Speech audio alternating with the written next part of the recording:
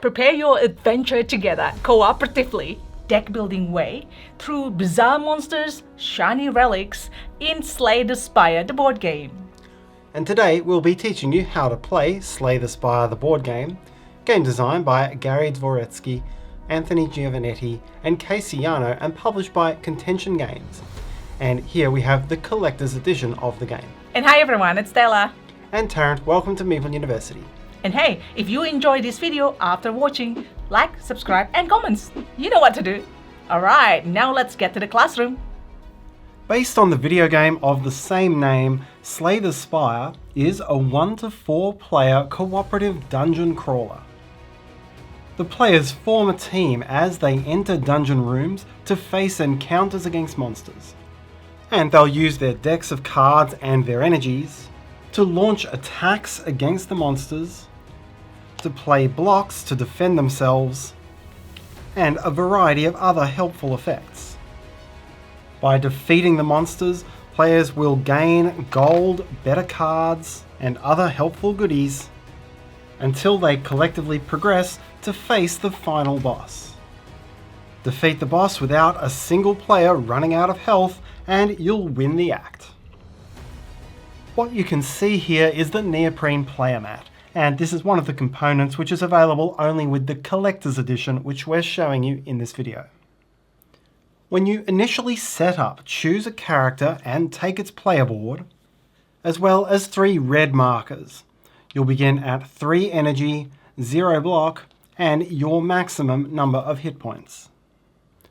You'll need to set up and correctly separate all of the player cards, and these are the medium-sized cards, which are either double-sided or which have the green Slay the Spire image on the back. Because these are all double-sided, you will need to sleeve all of these cards. And for cards with a Slay the Spire back, sleeve them that side down and set the cards aside for now. For the rest, make sure all cards are flipped to their unupgraded sides. The upgraded side is the one that has green text in the title and for which the 2 parts of the card's border match in colour. So these 3 cards are unupgraded, this one is upgraded and should be flipped over. Sleeve them all with this side visible. Take all of your character's cards, and these are the cards for which the inner border colour matches your character's colour. So for Ironclad, I'd take every red card. Further divide those by their outer border colours. The grey outer borders are your starter cards, which you'll shuffle to make your draw deck, while your black and gold cards are card rewards and rare rewards respectively, which you also shuffle into personal face-down decks. These are improved cards which you'll add to your deck throughout the course of play. For the other player cards, make decks of days and status cards face up. All cards in each of these decks look the same. And curses. These have the word curse, they have a black inner border, and are shuffled into a face-down deck. Nearby shuffle face down the 3 small card decks, the potions, relics, and boss relics. Nearby keep a tray of the various tokens and cubes. Finally, to complete initial setup, each player draws 1 Niao's Blessing card, and this will give you some additional perks and bonuses going into the start of the game. You'll always gain the benefit in red, and then choose one of the 3 benefits in blue. These are the same types of rewards that you'll gain for defeating monsters throughout play. I'll explain exactly what all of these are later. But in all cases, you'll end up with 3 gold, and then some sort of improvements to your deck. Always shuffle your deck once you've added any new cards to it, and return all the blessing cards to the box. They're used only during this initial setup. The characters you've just created will now be taken on a series of dungeon crawling adventures, each of which is known as an act. You'll resolve Act 1, leveling up as you go and finishing with a fight against a boss. Then take those same characters to Act 2, with characters, enemies and bosses progressively getting stronger. finish all of the acts without a single character dying to win the game. To set up for an act, lay out the board, place the boot, which represents your party, at the bottom, and shuffle up the light and dark encounter tokens, randomly placing one face up onto each empty circle of the appropriate colour. Lay down one of the act's bosses at the top of the board, and you can use the die to randomise which one you use. Each act has its own encounter and event decks, and you'll shuffle face down decks of the standard encounters, elite encounters, and events. The cards with this back are summons, and you can make a face-up deck of these, and you won't want to shuffle them, since anytime you're gaining a card from here, you'll be looking for a specific card. Take each player's mini and place them bottom to top on these spaces of the board. In Act 1 specifically, there's also a small deck called the First Encounter, and shuffle that and keep it separate for now. As you play through an act, your party will interact with the various rooms that you encounter on whatever path you choose to take. There are two main types of rooms, those where you'll face combat, and those are indicated by the encounter or elite encounter icons, and those without combat, including events, merchants, treasure, and campfires.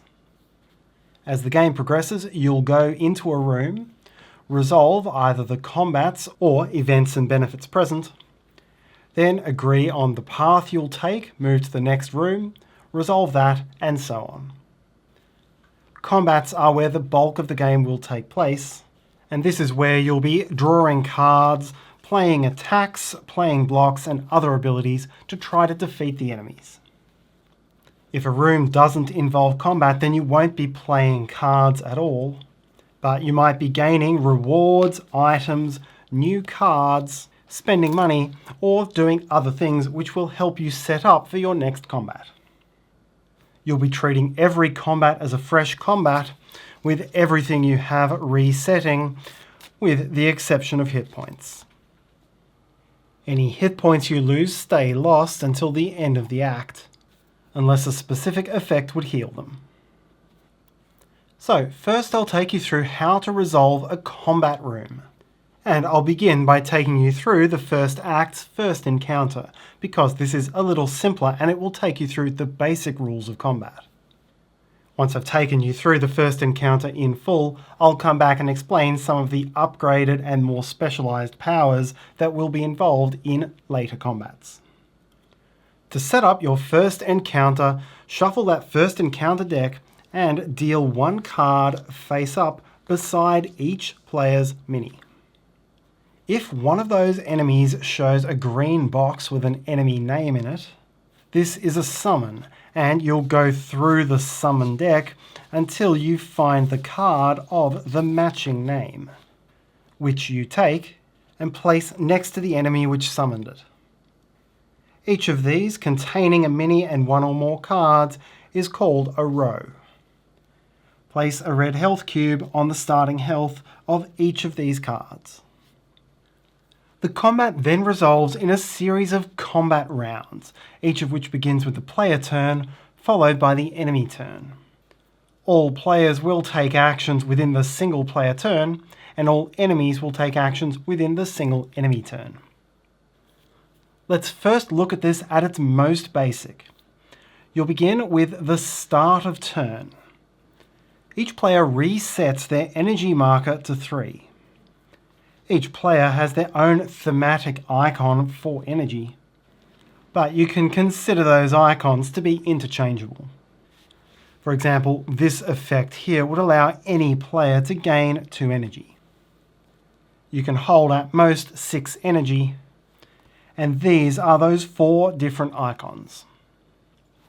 Next, all players reset their block tracks to 0. That means any excess block which you gained on a previous round but did not use is lost. Next, draw 5 cards.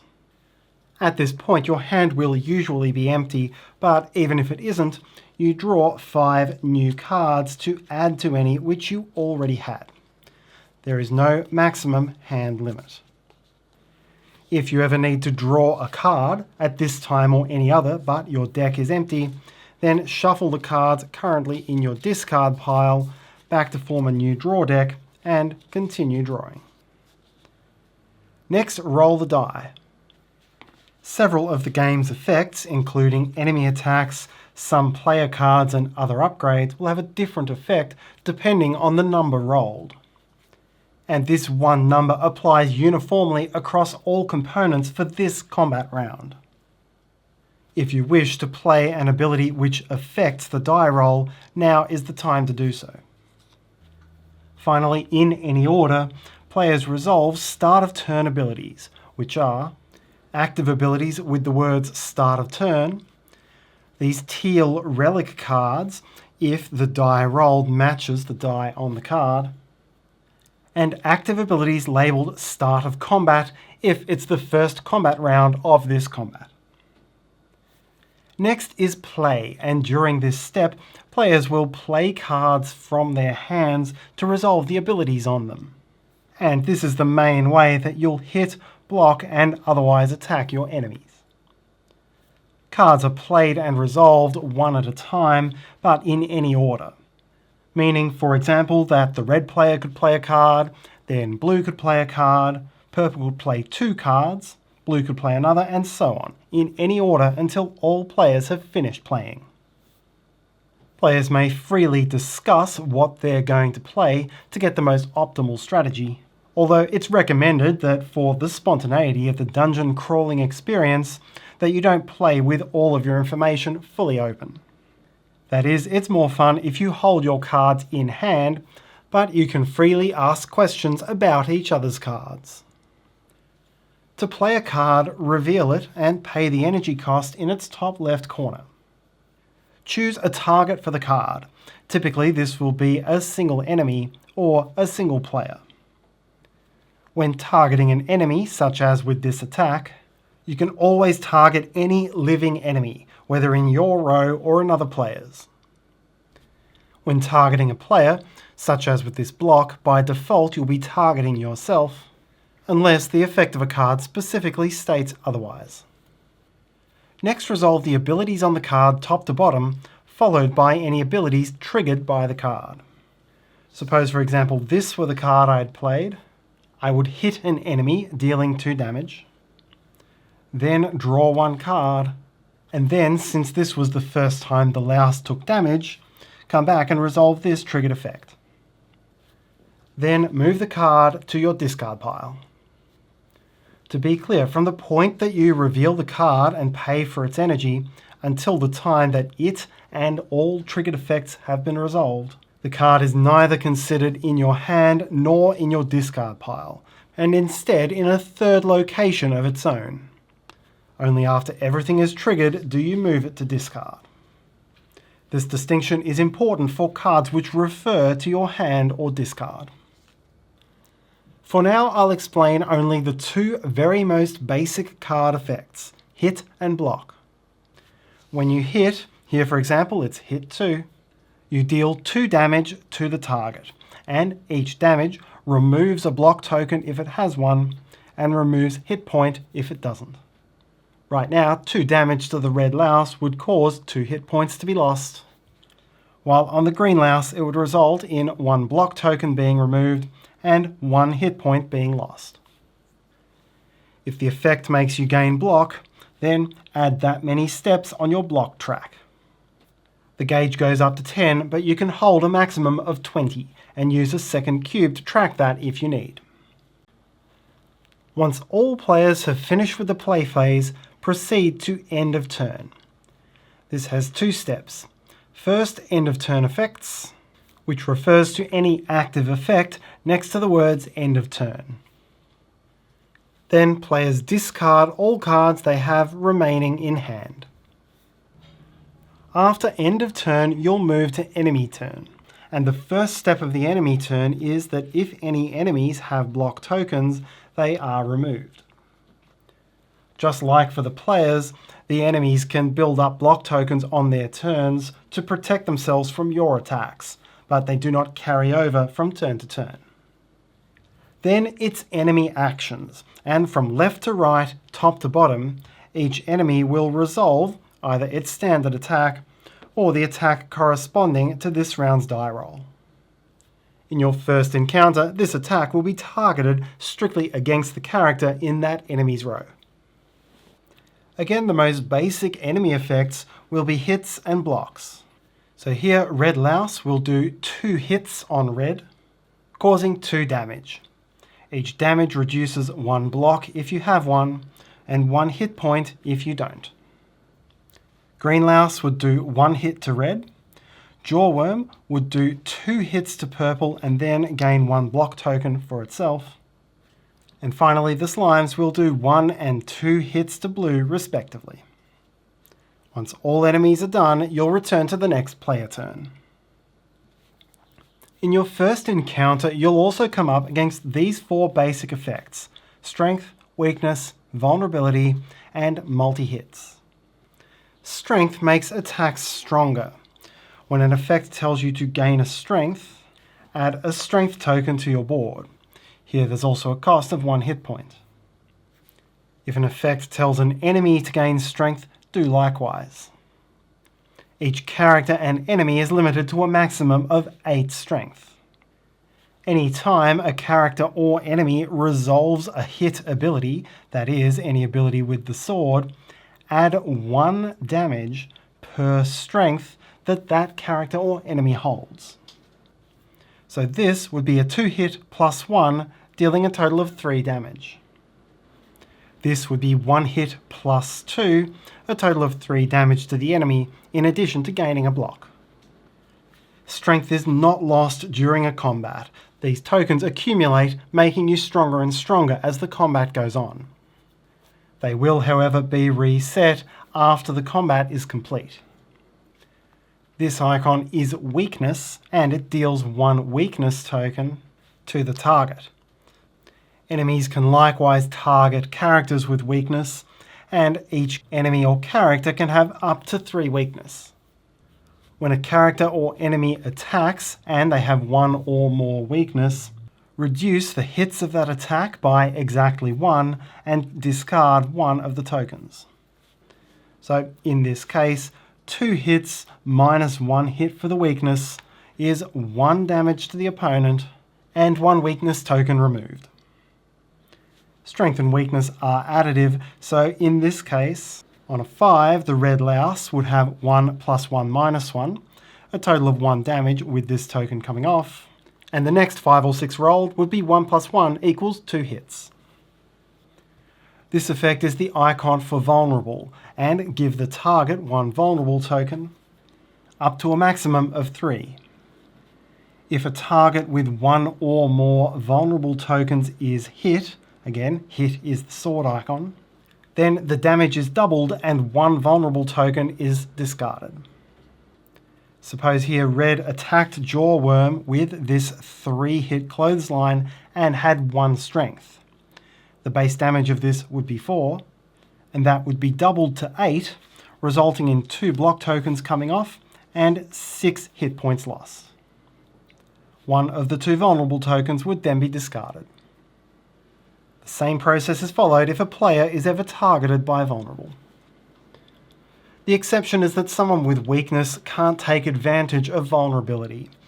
If a weak character or enemy attacks a vulnerable enemy or character, ignore both effects, assess damage as if they weren't there, so here it would simply be a 3-hit attack, and remove a weakness from the attacker and a vulnerability from the defender. The same is not true in reverse. Vulnerable attacking weakness is resolved as normal. Lastly, for the basic effects, if you have multiple sword icons in the same row, this is a single multi-hit effect, and it results in separate hit effects against a single target.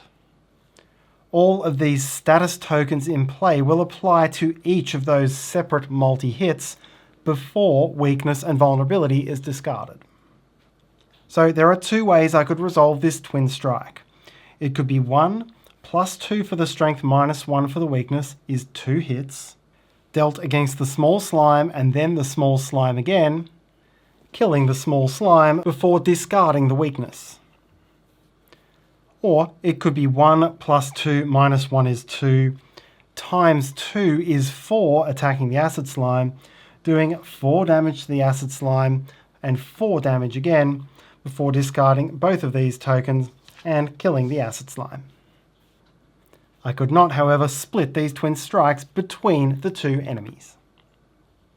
There's more effects and options for us to learn about, but let's have a look at how the combat ends first before we come back to explain them. When an enemy's health is reduced to 0, then it is killed. Return any tokens and flip the card face down, leaving it in place for now.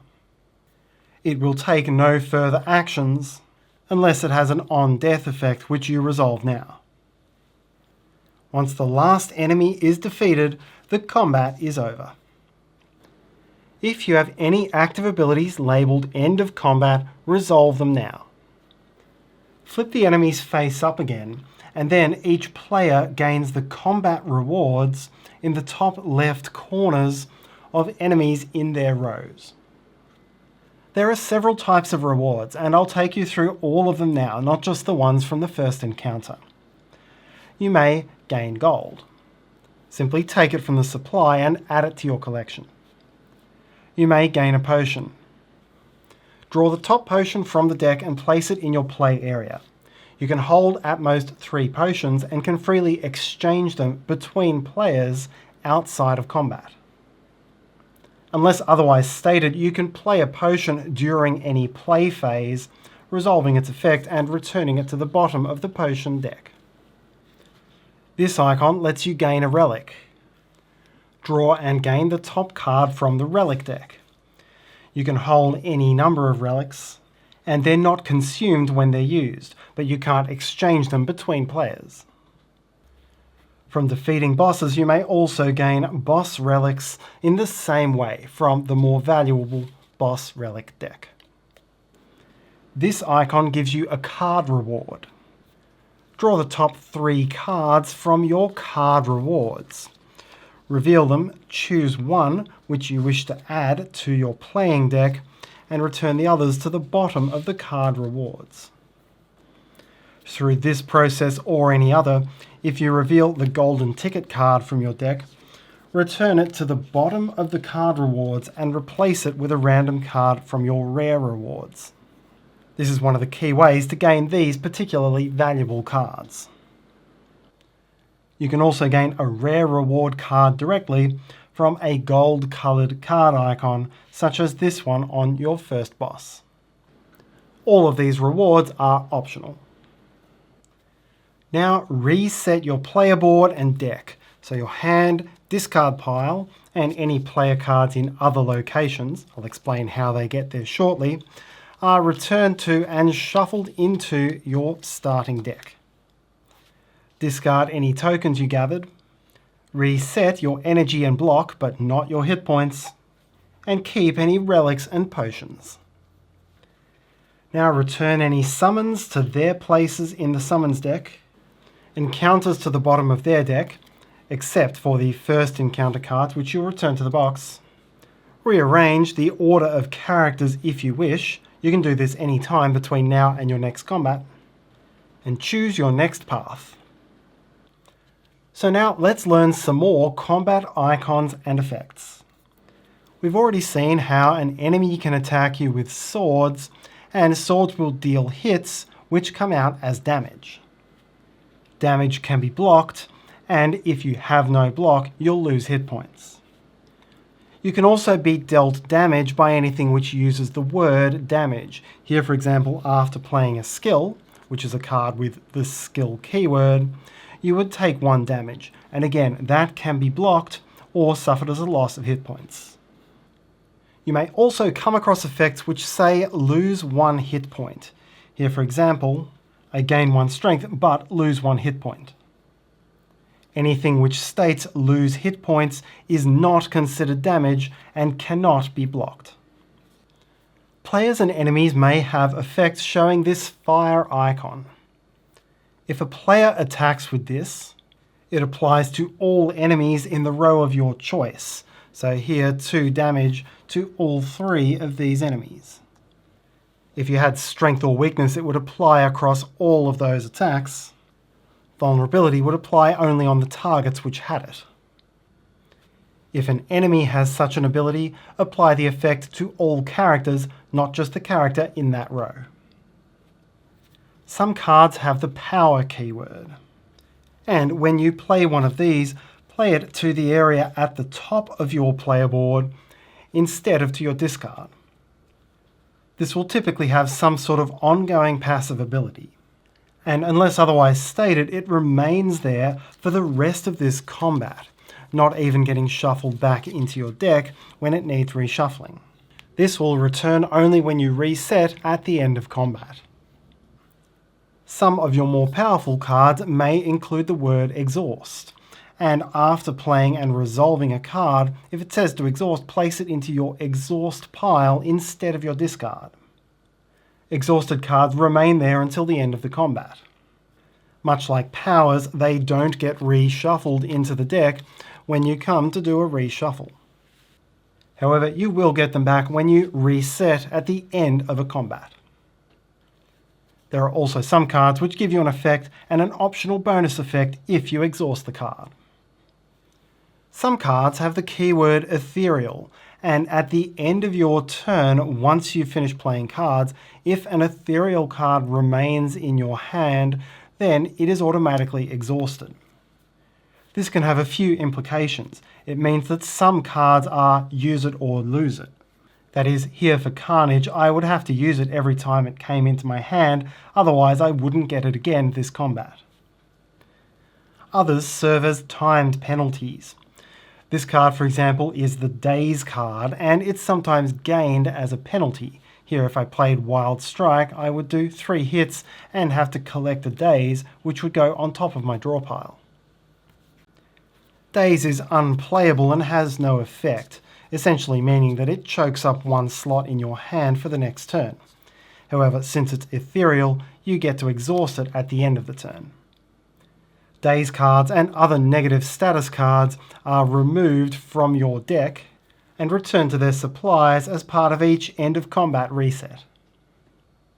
Some cards will have a greater effect depending on how much energy you choose to spend on them, whereas some cards will have a greater effect comboing with something else in your hand, deck, or tableau. Effects may refer to playing something twice. Here, when I played the card, it would be treated as though I'd simultaneously played 2 of that card for the price of 1, and I would resolve one in full, then the other, before discarding the card. Next, we'll look at some other effects and rules to do with enemies. Some enemies have what are called cube actions, and those are indicated by squares like these down the bottom of the card. When you set up these enemies, also place a cube on the top space of each of these tracks. During the enemy turn, after removing blocks, you'll resolve enemy actions based on the locations of those cubes if they have a cube action. So here, Large Slime would resolve this attack, then you'd do Mad Gremlin, the Gremlin Wizard, which has no effect on this turn, and so on. Then move all monster cubes 1 step down for the next turn. If a cube is on the bottom space, it moves up to the top red space when it's time to move. Grey spaces are ignored. So for the next move cubes, this would move down and this would stay where it is because it's on the only red space. While on the 3rd round, this effect would summon a new Acid Slime, which doesn't attack till next round, before this cube moves back to the very top. These 2 effects would result in you gaining the appropriate number of these status cards and putting them in your discard. The green one chokes up your deck until you spend energy to exhaust it, while the fire deals damage to you every time it ends your turn in your hand. If you enter a room with an elite encounter, indicated by the horns, draw 1 from the appropriate deck and place it in the rightmost slot of the bottom column after placing any summons. If there are multiple hit point values, then use the one corresponding to your player count. Here, a 3-player game would be a hit points of 66. Elite attacks tend to target all players, and all players get the rewards upon its defeat. Finally, and similarly, when you reach the top step, you reveal the boss. The boss is simultaneously considered to be in all rows, and like the elites, goes to the right of anything it summons. Defeat the boss and anything it's summoned to win the act. Finally, each character has special combat abilities and mechanisms which you should know. Ironclad is quite simple. You simply heal 1 hit point at the end of each combat. But note that Ironclad's deck has a lot of ways to gain strength tokens. The Silent has a number of effects on cards which deal in shivs and poison. Shivs are gathered and can be spent at any time as a 1-hit attack against any enemy. Holding them also combos with some cards. Cards with the poison effect allow a poison marker to be placed on an enemy, and during the player's end of turn phase, each enemy loses 1 hit point for each poison it has. Poison can accumulate on enemies and therefore cause a loss of multiple hit points per combat round, and since it's not considered damage, is not blockable. Poison and shivs are limited by the number of tokens in the game. The Defect has the ability to use powerful magical orbs in 3 types: Lightning, which are yellow, Frost, which are blue, and Dark, which are purple. When an effect says to channel one of these 3 types, take the matching coloured cube and place it into a slot. And ignore the colours on these spaces. You can hold orbs in any combination. As you hold Lightning and Frost, you'll get effects at the end of each turn. So deal 1 damage per Lightning and block 1 per Frost. And do note this is dealing damage, not laying hits. So it's blockable, but tokens like Strength do not apply. If an effect lets you evoke an orb, then resolve its evoke effect and discard it. If you channel an orb when all of your orb slots are full, then you get to evoke 1 orb for free before channeling the one on the card effect. All orbs are discarded as part of end of combat reset. Finally, there is the Watcher. The Watcher has several abilities which allow the gaining of miracle tokens, which can be spent at any time to gain 1 energy. The Watcher will always be in one of 3 stances, and begins each combat in neutral stance. Various cards will allow the changing of stance. Entering Calm has no effect, but exiting Calm stance increases your energy by 2, while being in a stance of Wrath increases 1 hit to all of your attacks at the cost of taking 1 blockable damage at the end of each of your turns. Certain cards will combo with your stance. Your cards also have Scry, which let you look at a number of cards from the top of your deck, discard any number of them that you wish, and return the others to the top of your deck in the same order. And they may have Retain, which allows you to keep the card in hand at the end of your turn, and they often have an additional benefit if they were retained the previous turn. Now that we've looked at combat, let's have a look at all the non-combat rooms you can encounter, starting with an event room. Draw the top card of the event deck. Resolve it and return it to the bottom of the deck. For some events, you'll simply gain a bonus, while for others there'll be a choice, and each player individually makes that choice in order from top to bottom on the board. There's a few new types of upgrades and bonuses that you can get, especially from events, which aren't part of the standard combat rewards. This includes removing a card. Look through your entire deck and choose any one card that you wish to remove, returning it to the box. You won't use this in any future combats. You may get to upgrade cards. Here, for example, it's upgrading a card of your choice or 2 random cards. When you upgrade, you take the card out of its sleeve, flip it over, and insert it on its upgraded side. This will have 2 borders in your colour and the green text on top. The card will now be more powerful or cheaper or a mix of both. You may get to transform cards, and this means to remove a card as described before and replace it with a random card from the top of your card rewards deck. But events may also result in you gaining curses, in which case add the top card from the cursed deck to your player deck. These do persist between combats and come with a variety of negative effects. This icon represents treasure, and very simply, when you go there, each player draws 1 random relic from the top of the deck. This icon is the campfire and is a good place to recover or upgrade. Here, each player chooses either to heal 3 hit points or to upgrade 1 card of their choice. Finally, this icon represents the merchant, and it's the main opportunity for players to spend the gold they've collected. Flip over the player aid board and deal out 3 relics face up, 3 potions face up, and each player independently deals out 3 cards from their card reward deck, switching out a golden ticket if appropriate. Players may now spend their own gold or pool their gold to make any number of purchases of cards from the merchant board at their printed price with a 1 discount for this specific relic, and cards from their own card rewards display at the prices shown here, which are based on the colour of the banner, not the colour of the border.